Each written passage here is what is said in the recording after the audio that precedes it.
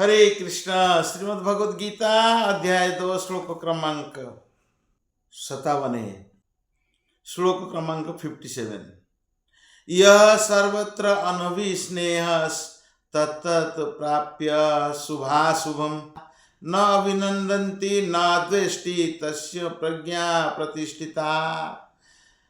इस भौतिक जगत में जो व्यक्ति न तो शुभ की प्राप्ति से हर्षित होता है और न अशुभ के प्राप्त होने पर उससे घृणा करता है, वह पूर्ण ज्ञान में स्थिर होता है। तो कोई भी भौतिक कार्य ये शुभ और अशुभ होता है। लोग सोचते हैं जब बिल्ली रास्ता काट दी तो सोचते हैं अशुभ हो गया, आज जो भी मैं कार्य करूंगा अशुभ होगा। तो भगवान ने बिल्ली को बनाया, बिल्ली रास्ता काट दी तो अशुभ हो गया? ऐसा नहीं, ये है भ्रम है। इस भौतिक जगत में जो भी कार्य करते हैं तो वो सब शुभ और अशुभ है, क्योंकि भौतिक कार्य ही टेम्परेरी है। भौतिक जगत में सदा ही कुछ ना कुछ उथल पुथल होती रहती है। उसका परिणाम अच्छा हो चाहे बुरा हो।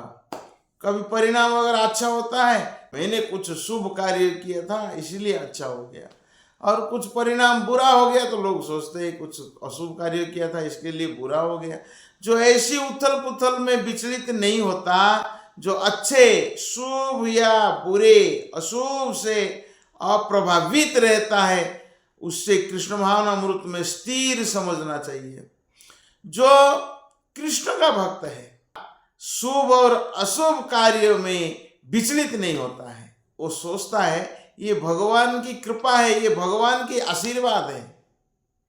अगर किसी व्यक्ति को आत्मज्ञान प्राप्त हो जाता है, आत्मा संबंधित कार्य करता है, तो इस भौतिक जगत का कार्य में प्रभावित नहीं होता है। वो सोचता है शुभ हो या अशुभ हो, वो सब कुछ भगवान की इच्छा से होती है। तो भगवान की इच्छा से हुआ ना, तो अशुभ भी और शुभ बन जाता है। जब तक मनुष्य इस भौतिक संसार में है तब तक अच्छाइयाँ और बुराइयाँ की संभावना रहती है, क्योंकि ये संसार सदैव द्वंद्व से पूर्ण है, ये द्वंद्व जगत है।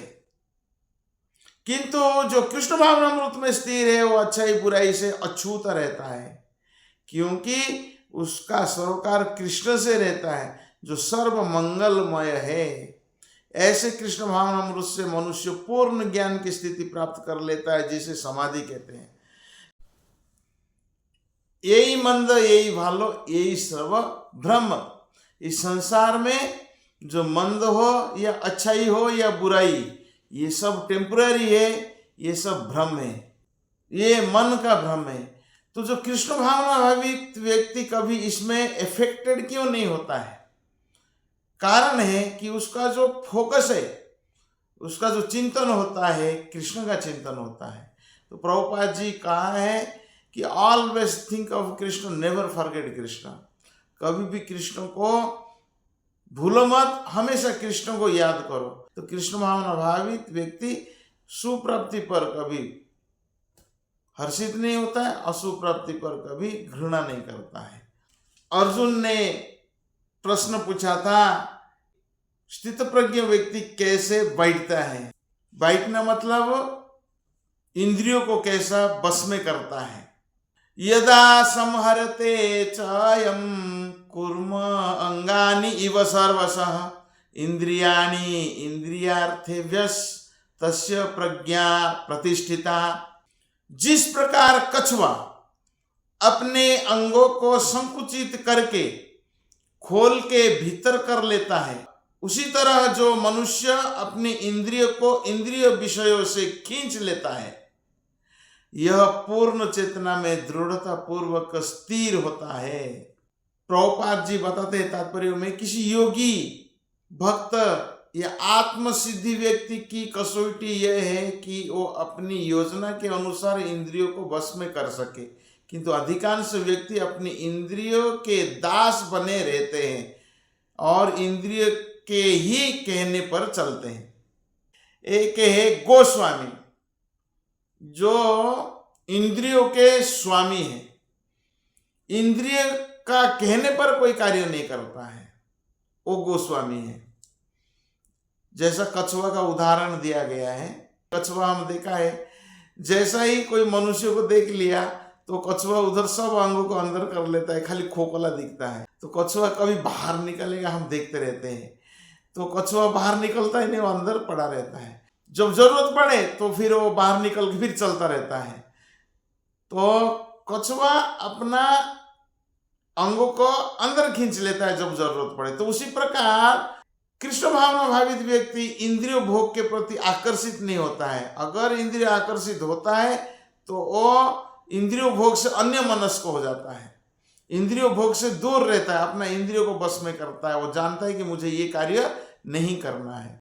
तो जब जरूरत पड़ा तो अपना इंद्रियों को भगवान की सेवा में लगा देता है। तो अभी हमारे हाथ में है, गोदास बनना है या गोस्वामी बनना है। गोस्वामी मतलब इंद्रियों को बस में रखकर अपनी इच्छा से इंद्रियों को भगवान की सेवा में लगाना या भगवान की सेवा करना।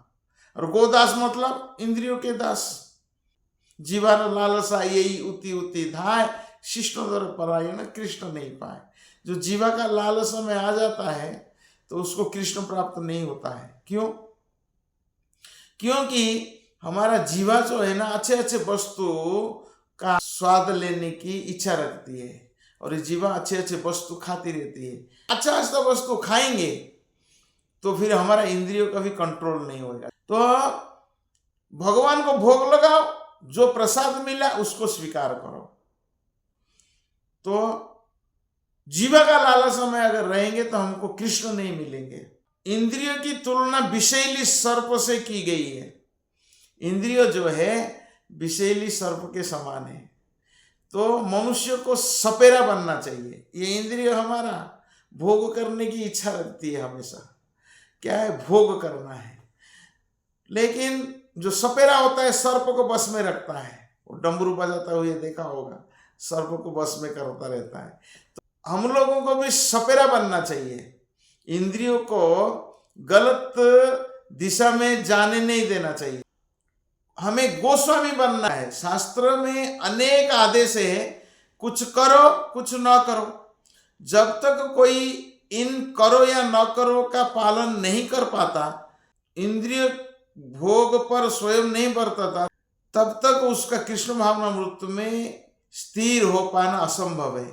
तो यहाँ पर सर्वश्रेष्ठ उदाहरण कछुए का है और सपेरा का है।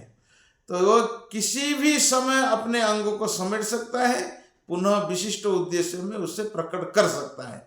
मतलब किसी भी समय इंद्रियों को वश में करके फिर इंद्रियों को कृष्ण की सेवा में लगा देता है।